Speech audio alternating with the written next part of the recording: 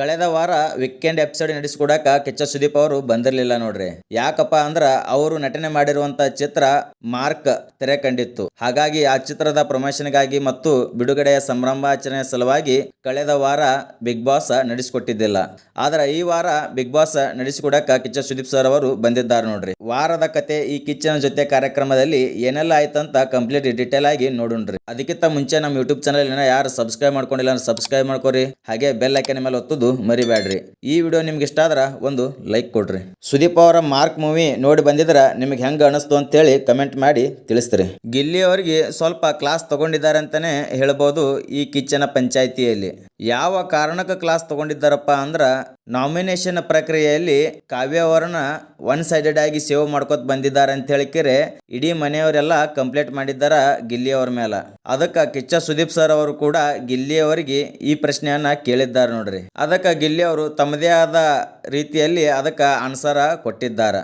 ಈ ಪಂಚಾಯಿತಿಯಲ್ಲಿ ಗಿಲ್ಲಿ ಒಂದ್ ಕಡೆ ಆದ್ರ ಇಡೀ ಬಿಗ್ ಬಾಸ್ ಮನೆ ಒಂದ್ ಕಡೆ ಆಗ್ಯದ ಅಂತಾನೆ ಹೇಳ್ಬೋದು. ರಕ್ಷಿತಾ ಅವರಿಗೆ ಕ್ಯಾಪ್ಟನ್ಸ್ ಅಂತಾನೆ ಫೀಲ್ ಆಗಿಲ್ಲತ್ರಿ. ಇನ್ನ ಗಿಲ್ಲಿ ಅವರು ಫ್ರೆಂಡು ಅಂತ ಅನ್ಕೊಂಡು ಹೋಗ್ತಿದ್ರಲ್ಲ ರಘು ಅವ್ರು ಹೇಳ್ತಾರ ಗಿಲ್ಲಿಗೆ ಜವಾಬ್ದಾರಿ ಅನ್ನೋದೇ ಇಲ್ಲ ಅಂತ ಹೇಳ್ಕಿರೆ.